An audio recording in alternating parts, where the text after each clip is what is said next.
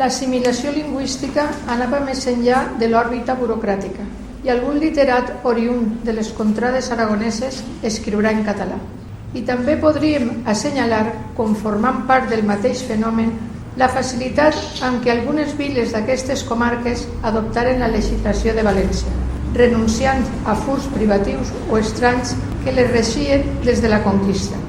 Mentre la capital va conservar-se a l'altura del paper rector que li assignaven les determinants polítiques i socials del país, el procés d'unificació interna tingué una notòria viabilitat. Els enclavaments aragonesos i murcians podien haver estat absorbits, ja que llurs feblesa demogràfica els hi abocava. No fou així. La zona no catalana del País Valencià, però, no va interferir-se en el predomini català.